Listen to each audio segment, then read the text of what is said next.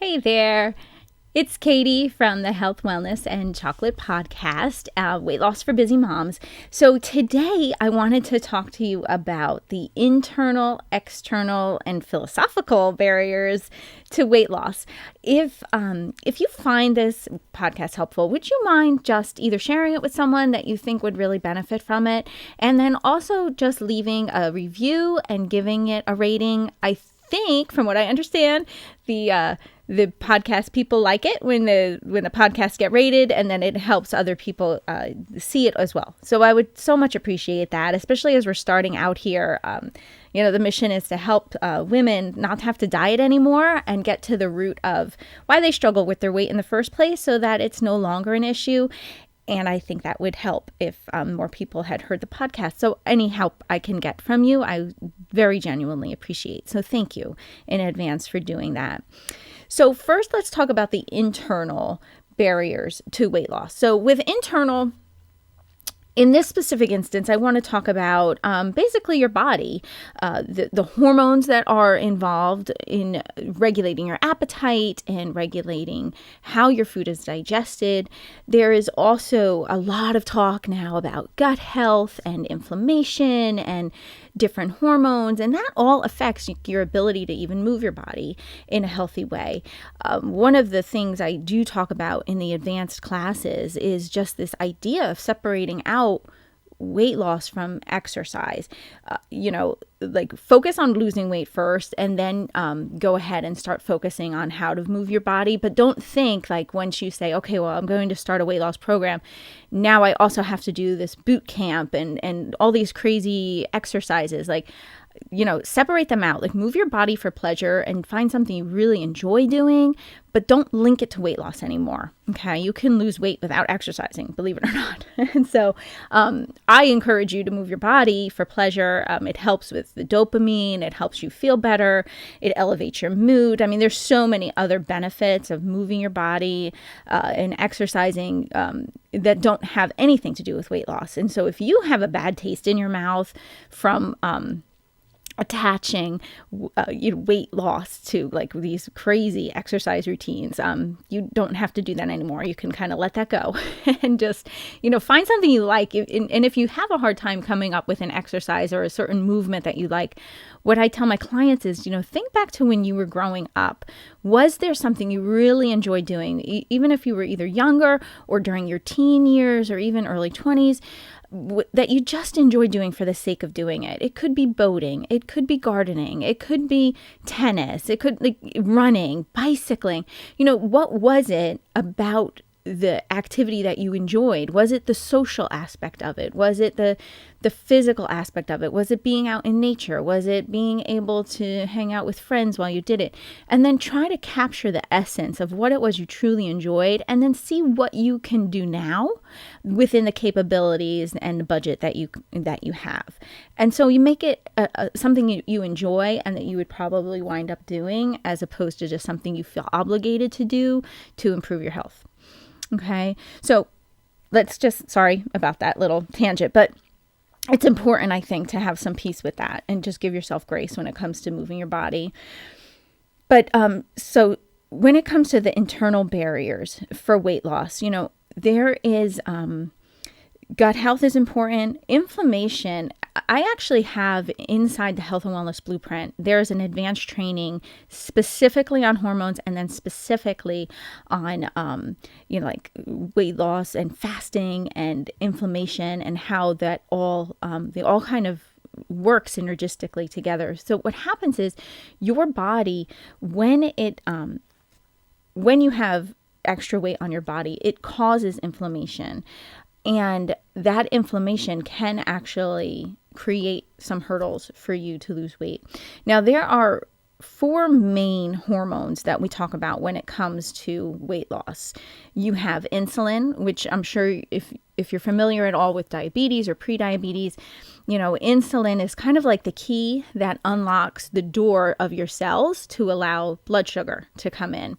And so if you have high blood sugar, there is a problem with the insulin. Your body has become resistant to that insulin, almost as if your cells are kind of ignoring the knock on the door from the insulin to open up the cell and let the blood sugar in. And so the blood sugar is staying in your body, it's staying in your blood, and then your body is getting a signal, hey, we still have all this blood sugar, let's send some more insulin out.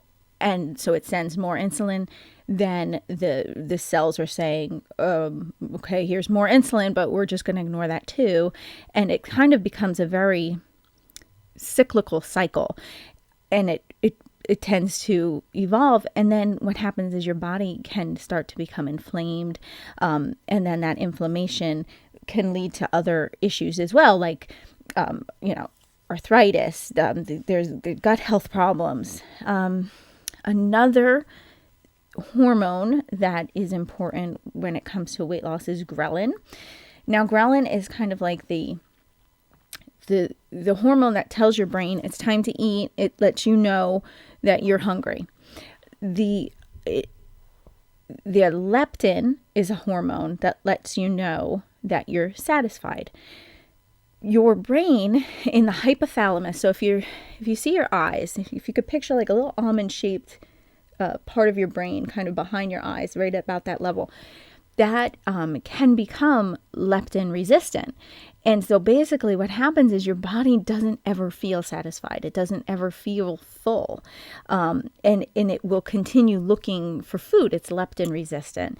And so what happens is you'll tend to want to eat more. And so there, it becomes more and more difficult then to lose weight, because if you're trying to eat less and all of a sudden your brain isn't reading the signals of the hormones correctly, and it's not understanding, like the leptin is saying, I'm satisfied, it's not getting the message, you're constantly hungry. And when you're constantly hungry and you're still trying to eat less than you normally would, it's such a fight. It's so miserable. It makes weight loss feel so elusive and so hard, almost like you're climbing a mountain every single day, and it's just constantly on your mind. And if you are a yo-yo dieter and you just kind of keep, starting a diet because it seems promising, but weight loss feels so hard. It could be because the hormones in your body are not working the way they should be working, and your brain is not reading them the right way, and it's just making weight loss seem so much harder than it needs to be. And then also cortisol is another, when you have cortisol in your body, it's usually a stress response, and your body isn't going to be burning fat, it's going to be managing what's urgent, right? When there's cortisol in your body, it reads something else is more urgent than fat burning. So one of the huge barriers, and this is a very brief, very light overview of some of the hormones in your body and what it does. And if you want to go deeper, feel free to join the Health and Wellness Blueprint. It is in the advanced classes that I offer. It's not in the foundational classes. It's part of the advanced classes, but it will help you at least understand why maybe there's, if you've always felt that weight loss just feels so hard, balancing your hormones and getting them in line, it is a huge benefit to be able to do that, because it takes it takes down one more barrier for you to be able to lose weight, and it makes it easier. There's a lot of evidence that restricting some of the food, as far as like maybe fasting for a certain amount of time, can help bring those hormones under control. I go into that as well. I'm not a huge fan of long-term fasting, but if you did an overnight fast and not eat every few hours, that can definitely help reduce some of that blood sugar and some of the insulin that's going on in your body. Because when you have insulin, again, your body is not burning fat, it's dealing with the insulin. So that is something that you might want to look into or research more for yourself. But again, there is a class inside the Health and Wellness Blueprint that can help you with it. Now, so that's the internal barrier, to weight loss. And there are tools out there that can help you with some of those internal barriers. So let's move on to some external barriers for weight loss. So for external, when I think of external barriers for weight loss, what comes to my mind is these, setting up your environment for weight loss success. So I've talked about this in the past, like having your home in order. There have been scientific studies done that shows, when your home is in order and there's not constant clutter and constant chaos, you actually are more successful in weight loss because your hunger and your appetite is reduced when you're in an orderly, non-chaotic space. So how is your environment, your external environment? Are you always dealing with urgency and so you don't have time to deal with things and be proactive? So what I mean is, if you're constantly answering the urgent, if you're always running around, if you feel like you have no margin in your life to actually take time to even clean your house because you're just constantly going to the next thing, I would challenge you to take a look at what's going on externally in your life and really do a deep dive and evaluate, okay, how important are a lot of the things that I have going on? Is there any way I can cut out some of this stuff? Now, I know there are seasons in life where that isn't possible. I've lived through some of them. But I think the goal would be, even if you're in a situation now that's just a non-negotiable, life is just crazy, just do the best you can and try to have a plan for when you come out on the other side of whatever season you're in right now. And try to create margin in your life so that you have time to take care of yourself. You have time to prepare food ahead of time, that you're not just always running on empty. And then finally you realize, it's 4:00 in the afternoon and I didn't have anything to eat all day. And look, I'm passing a fast food joint and forget it. I'm exhausted. It won't matter anyway. I'm just going to go ahead and grab some fast food. Okay. So the things that, if we could set ourselves up for success ahead of time, can kind of head us off at the pass when it comes to wanting to derail ourselves from hitting the goals that we have. So, ask yourself, how much margin do you have in your life? Okay. If one thing is off, is your whole day completely off the rails now? I've had seasons like that too, where I don't have time for a 10-minute hiccup because that will throw off my entire day. Right. And it's okay to have it for a season in life, because some seasons are like that. But when it's your whole life and it's all the time, it's simply not good for you.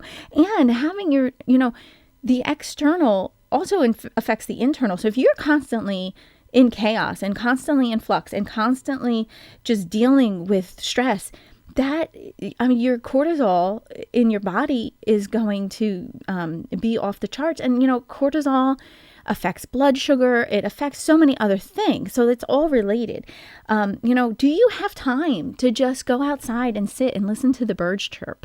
Now, it's February, right? And we live in the Northeast. So you might not have time right now or might not want to do it. But would you ever allow yourself just a few minutes to decompress and just listen to the sounds of nature? Or does that seem ridiculous to you? Do you not even have time for that? Do you get enough sleep? Sleep is huge. It is huge when it comes to weight loss. It is so imperative that you sleep enough.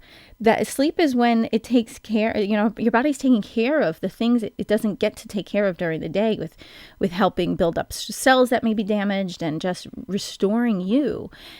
If you don't have time to do that, weight loss, fat burning doesn't happen because your body is trying to play catch up with itself. Are you constantly consuming social media? I have a whole class just on social media consumption. I realize you're probably watching this or listening to this because of social media, but really, there's a climate right now that is just really toxic when it comes to social media. And if you're constantly posting on social media and arguing with strangers over politics or philosophies. And I mean, it's very fruitless. If you want to have really good, deep thinking debates, find thinkers and talk with them over coffee. But to find, I don't know, I kind of feel like the Facebook commenters, no offense if you are one, but they're not producing, they're not thinking, they're just reacting, and they're consuming, and they're just looking to feed. They're not looking to contribute. So I would challenge you, if you really do enjoy debate and thought, find thinkers. Don't find Facebook commenters. Find a better way to spend your emotional energy than that. And I would challenge you, honestly, if you say, no, I really like, going on Facebook and stuff, what I would challenge you to do is okay, after your Facebook time is over, I want you to, when you log off, I really want you to seriously ask yourself, do you feel better for having gone on? Or is a little bit of you dead inside from spending so much time on Facebook or any kind of social media, right? So do you feel worse when you log off, or or are you going places and setting yourself up for success? I challenge myself not to scroll Facebook. I do post on there for my business, for Health, Wellness, and Chocolate, but I really try not to get sucked into the Facebook scrolling because I always find I'm never happy. Anytime I log off, I'm never oh, I'm so glad I went on. I never feel better. So I would just challenge you, see, do you actually really feel better? I mean, a lot of people justify and say, well, this is how I keep up with my friends and family, but you can also just text. You really don't need Facebook to keep up with friends and family. There's other ways to do that. You could simply send a picture to a friend if you wanted to show them something, but I mean, you spend your time how you want, but consider external barriers to weight loss. If you do spend a lot of time on social media, studies have shown it reduces your I'm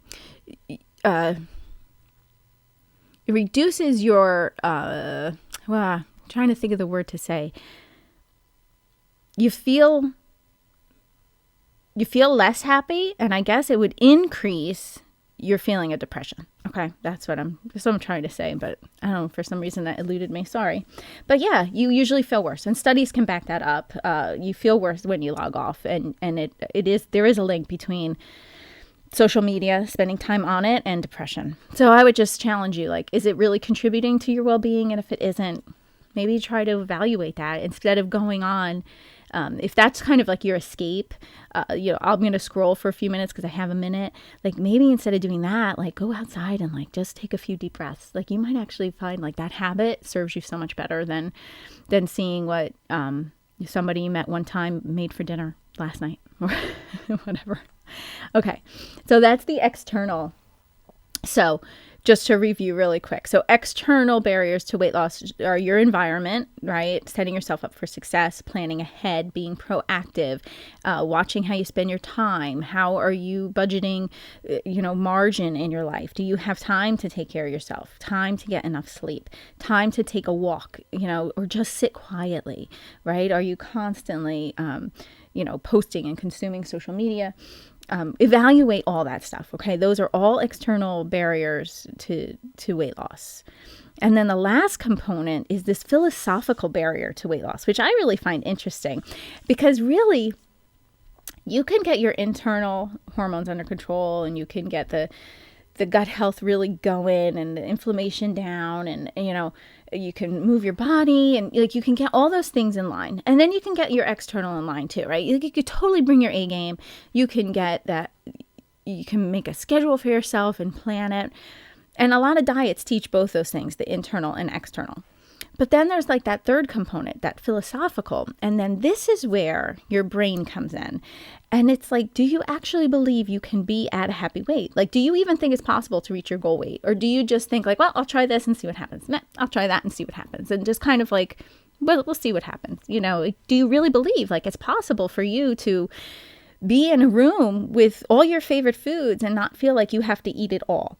Do you think it's possible to just not have to consume in the presence of your favorite things? Is it possible?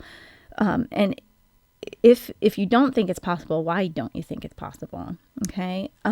You can ask yourself, like, am I afraid to lose weight because I don't know who I'd be without having a weight problem? Or I'm worried about who I'd have to become if I don't have a weight problem. A lot of times weight, even if as much as we might hate having extra weight on our body, sometimes it protects us from things that when that extra weight is gone, we may feel vulnerable. Like, oh my goodness, now the excuses I used, I can't use anymore. Like, I can't say, well, when I lose weight, then I'll go for the job. Or when I lose weight, then I'll put myself out there. Like it provides a sense of safety in a lot of weird ways. Even if we hate it, it still offers us a sense of safety, even if the safety sense is just because it's familiar. It's just what we're used to. Remember, your brain loves just the status quo. So if once you lose weight, it could be afraid, because now it's like, oh my goodness, now who am I? Who am I going to be if I don't have this extra 30 pounds on me? Like, then I might actually have to think of something else to do besides thinking about food and what I have to eat and what I don't have to eat and all the diet rules. Like, that dieting and thinking about what I'm going to eat and what I'm not going to eat, it does take up a lot of time.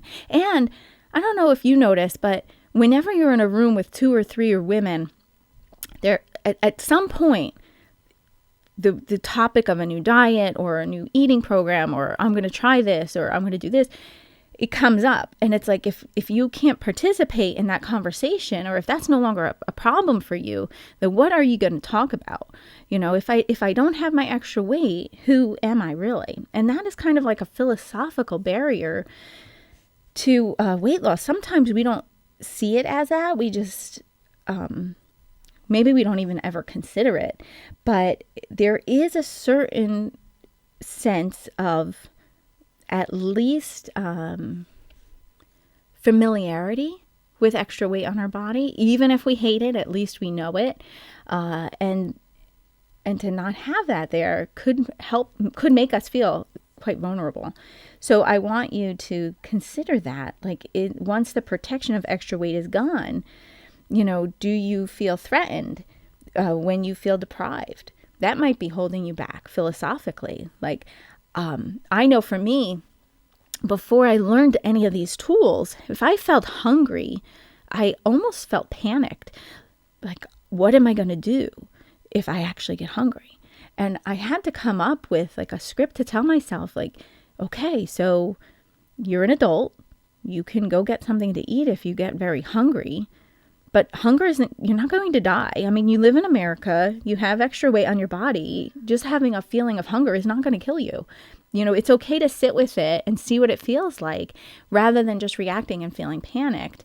And so that was something I really had to learn, was this philosophical idea of self-talk, and like, okay, if I'm hungry, it's okay to be hungry and feel it. I'm not going to die. Because my brain would say, oh, you're hungry, you got to go eat. And it was like almost an urgent, I have to go eat. I have to eat something, and like almost like a panic.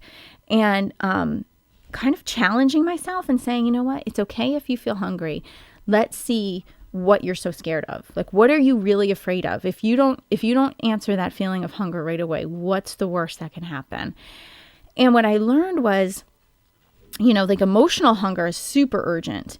Actual physical, biological hunger will come on in waves, but it's never urgent unless it's been like a super long time. But that's not very typical. But like, it'll come up in waves and then it'll go away. And then it might come back a little bit and then go away. Okay. Usually it's the emotional side of hunger where, there's something happened. There was a trigger, and then it's like, oh my goodness, I need to eat something right away. That's more emotional than actual biological. So sitting with that and paying attention to it and saying, like, why am I so scared of actually allowing myself to feel hungry? Like, what am I afraid of? What do I think is going to happen? To actually turning towards that feeling of anxiousness or fear or terror or anxiety, and saying, like, what's your problem? Like, why are you so worried about this? Like, it's okay just to feel hungry for a minute and actually question that feeling. it's so powerful because you learn so much about yourself. And like what I had to do is tell myself, like, look, you're an adult. You can go get food anytime you want. It's okay to allow yourself to feel hunger. Nothing bad is going to happen to you just because you feel hunger. And learning that and kind of coming up with that script for myself was a huge game changer for me. And it was like that philosophical shift was very helpful. And then the other part of that philosophical point is this.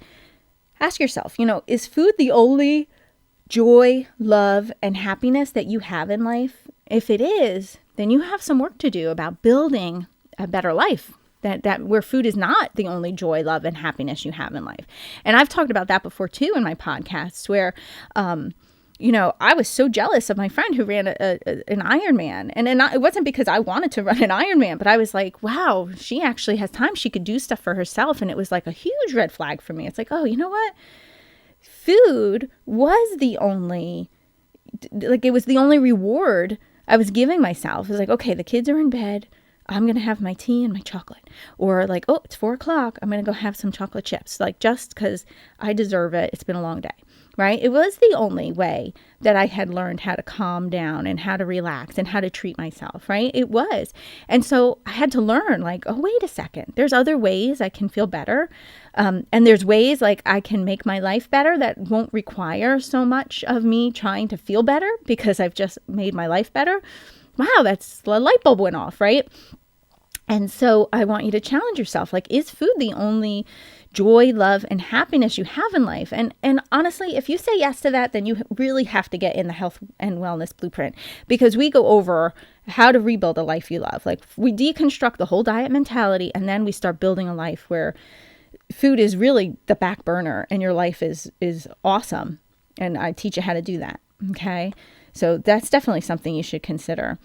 Let's see. Another philosophical question to ask yourself is like, do you feel deserving to be in good health and have robust energy? Do you feel like you deserve that? How about, having, what is normal for you, right?